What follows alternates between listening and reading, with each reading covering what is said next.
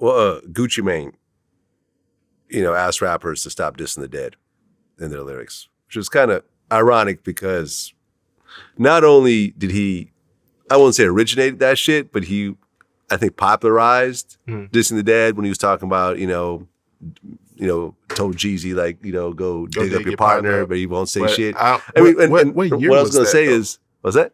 What year was that? Because I don't think Gucci started that. Well, no. I mean, I know he didn't start it, but it's like, he was the first one in Atlanta that made it big. That really kind of popularized it. I would say before the Chicago dudes popularized it. Mm-hmm. You know what I mean? Because he's older, right? He's in his 40s. Yeah. But what's interesting about Gucci is that not only did he come up with a song like that, but he actually performed the song to Jeezy's face during the verses. And talk. But that's what I'm saying, though. Like, so when he says it, I'm like, you right message, wrong messenger kind of situation. Because it's like, and because I'm the biggest Gucci Mane fan that ever. Like, you're talking about that. You know what I'm saying? Like, I go on my phone right now, go to Apple, I have every mixtape that he's dropped from 2005 up to like the prime Gucci, the trapping Gucci, the I sell chickens Gucci. You know what I'm saying? So I know him, like. And I just personally seen that song for the first time today in the Uber, or in the black truck, and they got the TVs on there, and I'm playing the music, and then I see he say stop dissing and whatever. He like I'm the one that originated it. I just want y'all to stop dissing, and I know my tongue is a sword or whatever. But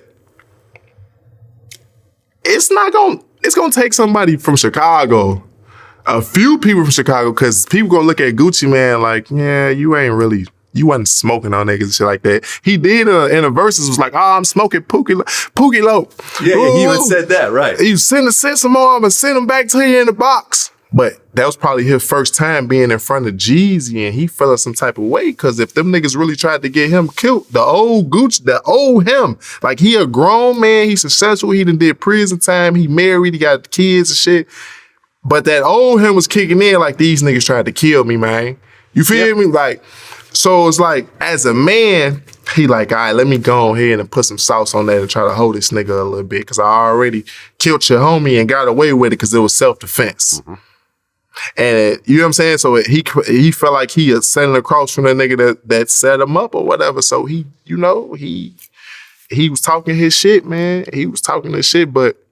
Yeah, I mean, because I've never seen like a Chicago rapper talk about smoking a pack in front of the dude, because we can't be in the same room like that.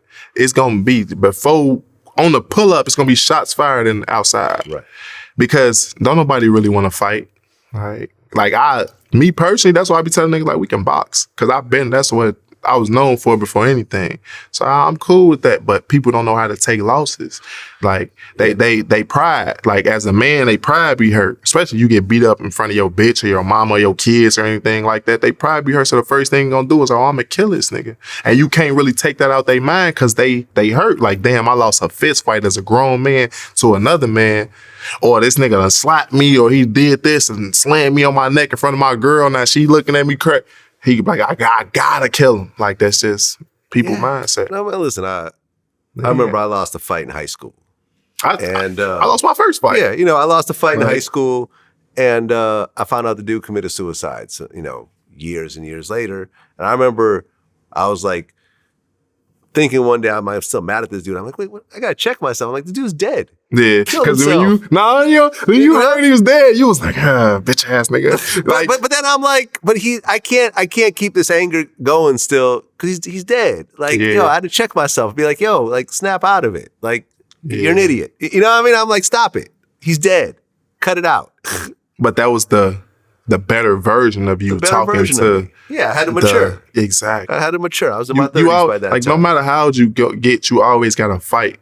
Your mature level with your immature self. They gonna always bump heads. Yeah, I mean, 21 Savage recently, did a tweet about telling Atlanta to put their guns down, and people and spin the block twice like I got no place to park. He's like, no, man, that ain't got nothing to do with it. But it's like, man, you got so many lyrics of shooting people. Like, you got so many lyrics, and you've got a history of gunplay and shit like that. Yeah. Once again, right message, wrong messenger. It's one of those things where it's like, especially since the lyrics are still reflecting that to this day. Yeah. And it's like, he's like, oh, well, that's just entertainment. But it's like, it is and it isn't. Because it's affecting people.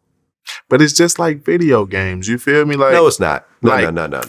Now it's look not. at it. Video games aren't based on people's actual lives and reality. It's a video game. It's a movie. Now there's a script. But so that the script is written by someone else. So that means that you saying all rappers are telling the truth, which is not true. They cap. Majority of them cap. A lot of rappers rapping about killing and drug dealing or whatever. They ain't never sold a bag and they ain't never heard a gunshot go off in their ear to make their ear ring. You feel me? Like so. Right, but Gucci and 21 Savage are not one of those two. Yeah.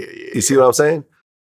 Yeah, like I mean, these guys are actually, they come have from a history Zone of this 6. type of thing. They're not, studio gangsters. Yeah. I've interviewed 21 Savage, and we have interviews with Gucci. Like he has a history of this type of thing. So saying that, unless you've totally turned the page and said, listen, I'm not going to talk about this. I'm just going to talk about conscious lyrics and stuff like that. I've learned there are my ways.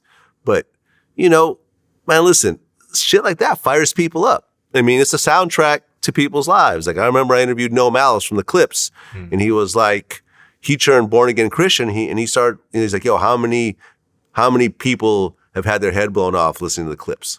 And it started to affect him.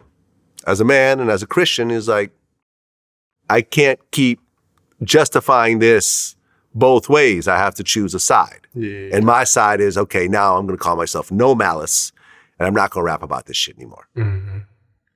But it's like, with that too, it's like, even when you got a lone category of bang, bang, shoot 'em up, and this is what we did in the streets, even when you trying to switch over, you're going to have them people that's always going to be, oh, but you said this. And no matter how you trying to change, they still going to throw the pass in your face. You know what I'm saying? Yeah. I mean, the internet's the devil. I get it. I get it. But we're all men, and we all have to, ultimately answer to ourselves and ultimately take responsibility for our actions. Yeah.